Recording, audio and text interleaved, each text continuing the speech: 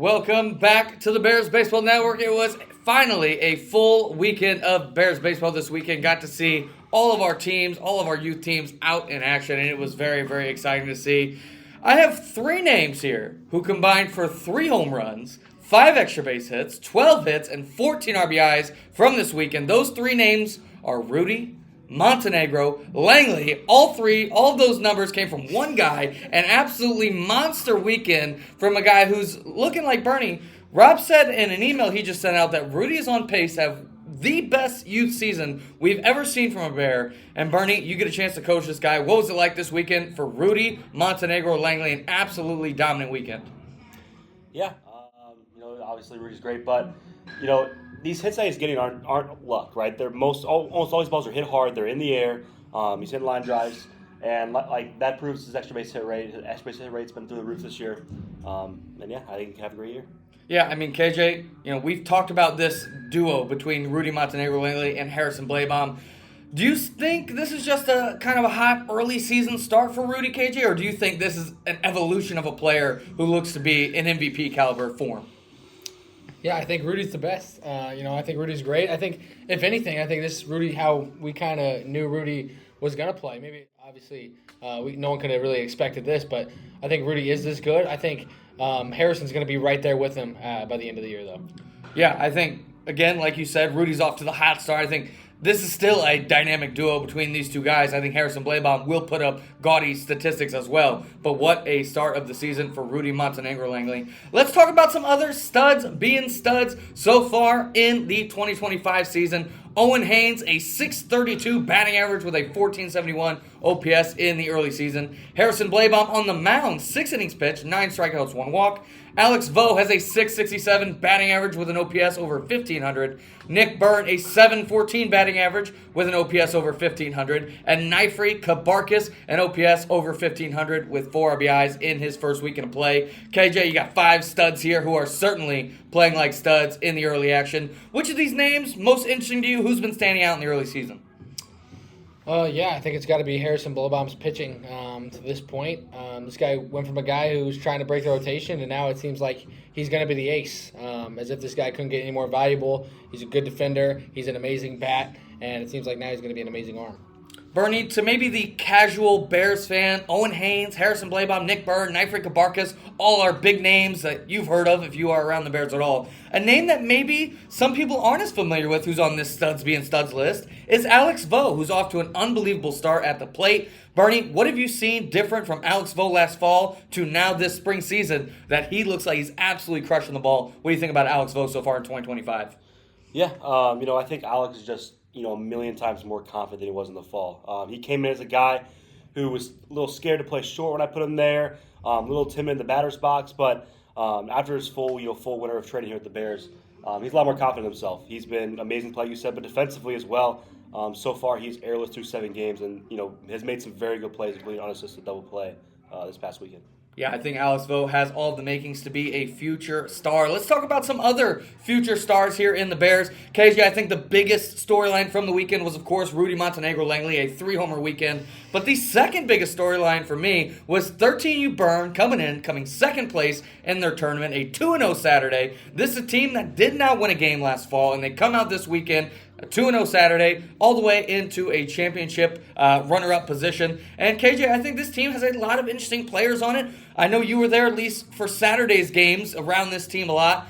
And you've seen these guys obviously in the offseason. What did you see from 13U Byrne this weekend that has really set them apart from where they were last fall?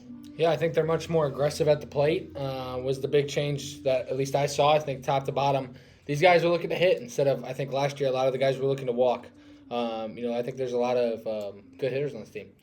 Byrne, 3 guys who I think are future star potential players on the 13 Byrne's team. I got 2 hitters and 1 pitcher. Will Ward, a .625 batting average with a double and a .1375 OPS this weekend. J.R. Welty, a .500 batting average, a double and a .1333 OPS this weekend. And on the mound, Colin Toms, so far a 4.2 innings pitched, 8 strikeouts. He had a win and a save over the weekend. Byrne, these 3 players, I think all very, very exciting futures ahead of them. What did you see from Will Ward, J.R. Welty, and Colin Toms from this weekend?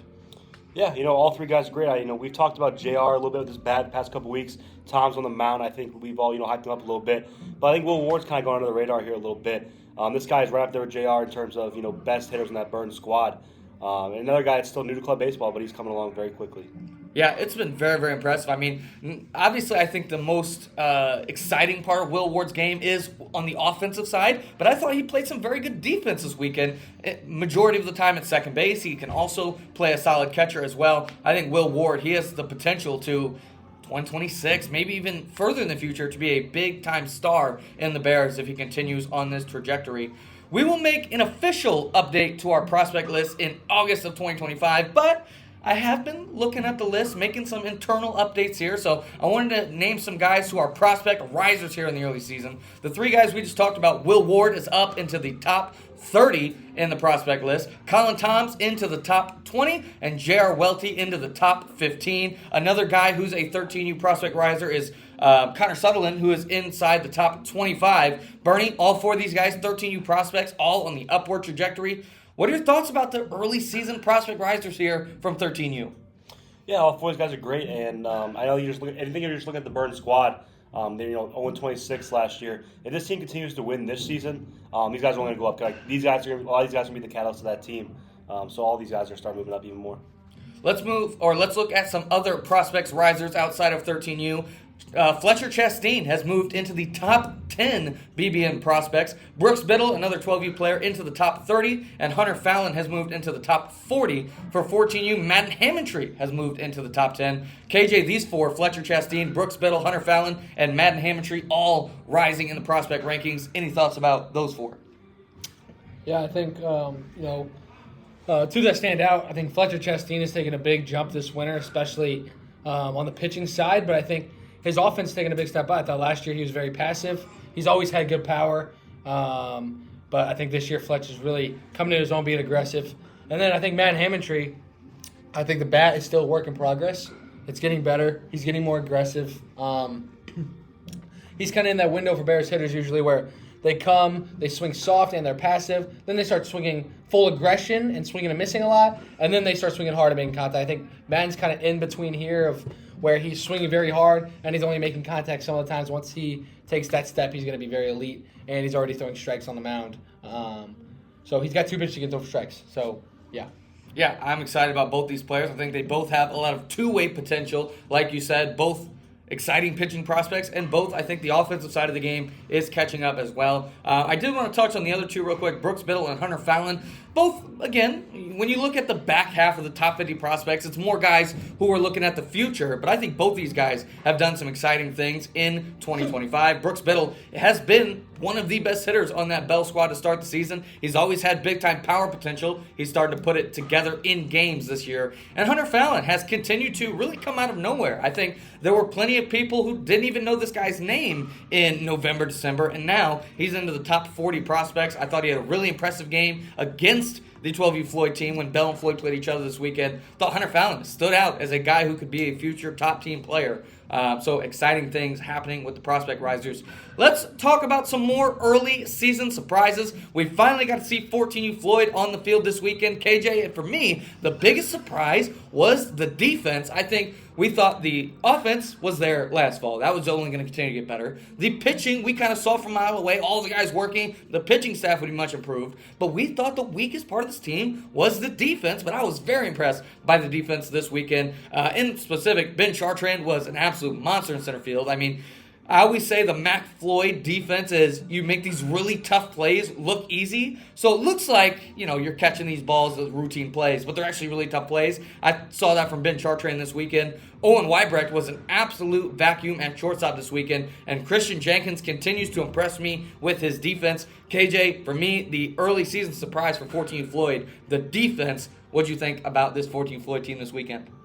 Yeah, I thought, my strategy is to make all the easy plays, and I thought we made all the easy plays this weekend. I think we had, two or three errors in the entire weekend, but, all these three guys, Ben made some, like you said, plays that are hard that he made look easy all weekend long. Weibrecht was great at shortstop, and Christian Jenkins threw out a runner at second. He's a guy you can trust to not have any drop third strikes. He's going to limit pass balls. So, all three of those guys are big contributors on defense. Byrne, this 13 Burnsville team, 7-0 to start the season, and of course, we always talk about the top half of this team, but some guys who I think have been early season surprises for this team, two guys in particular. Connor Kennedy is really doing it in all three facets of the game. He's hitting .385 at the plate. This weekend had two very nice pitching outings, 3 strikeouts, just 1 walk on the mound, and he made some big plays in the outfield as well. And another guy, Braden Young, an OPS over 1,400, and I think his defense has taken a nice step forward this year. Byrne, Connor Kennedy, Braden Young, early season surprises for me. What have you seen from these two guys? Yeah, Connor's a hard player to kind of replace because of how much things he can do. Right, he's always been a decent hitter. Defensively, he's my backup first baseman. He plays a little center field for me. He plays the corners a lot. He'll play around the infield all season. I think kind of the one knock on Connor was maybe that he didn't take the mound very often, but he got to start the first game Sunday, went out there and absolutely shoved. Right, so there's that. There's 9 positions that I feel confident putting Connor Kennedy in out there defensively. And then Braden Young, I think we all knew it was a matter of time this guy to put it together. The ceiling is massive, and I think he's finally starting to put it together this year. Yeah, this Burnsville team, if they're going to go for, again, I've said before, I think 60 wins is all but, achieved at this point. I think they're easily going to win 60. If they want to go for that 70 mark, you need guys like Connor Kennedy and Braden Young to take that step forward, and they certainly have so far. Looking at the 12U Floyd side of things, KJ, if I would have told you preseason, and again, it's early on, but if I would have told you preseason, the OPS leader for this team and the extra base hit leader for this team were not Owen Haynes, was not Cooper Woolen, was not Carson Griffith. It's Knox Kennedy, who's leading the team in OPS, and Ben Bonchek, who's leading the team in extra base hits. KJ, these two guys, I think, again, for some people, maybe came out of nowhere. What have been your thoughts on Knox Kennedy, a 1570 OPS on the season so far, and Ben Bonchek tied for the lead in extra base hits? What are your thoughts on these two players so far this year? Yeah, I know Rob has always been very adamant how good Ben Bonchek is in his cage. He's always says Ben swings so hard in the cage, and I think that's finally starting to translate. And for Knox Kennedy, I think everyone's kind of seen this guy has a huge ceiling, and we haven't really seen him get there, but it seems like now, he's a pitcher who throw really hard but wouldn't throw strikes. Now he's starting to throw strikes and throw hard, and he was a hitter who would swing really hard but wouldn't really make contact. Now he's starting to make contact, so I think Knox is getting close to reaching that potential we all saw for him. Yeah, and Byrne, I know Ben Bonchek has been a guy in the past that you've really liked as a player, I think, but it's been more on the defensive side. We know what Ben Bonchek can do as a defender. Byrne, what have you seen from this Ben Bonchek early season offense? Is it just a hot stretch, or do you see this as a real step up in his offensive game? Yeah, there's a lot of good hitters in that 12V Floyd squad, so it's tough to say he's going to lead this team in extra base hits. But there's no reason he should be in the top, 6 of that squad. This guy's going to start almost every game in the outfield because of how good his defense is. But this guy's going to be, a force to reckon with at the plate. Yeah, very, very impressive stuff from our early season surprises. That is going to do it for this episode of the Bears Baseball Network. Hopefully the April showers stay away again for this weekend and we get in that Easter one-day tournament. But if we do not, I'll talk to y'all next time. Have a great Easter, and I'll talk to y'all next week.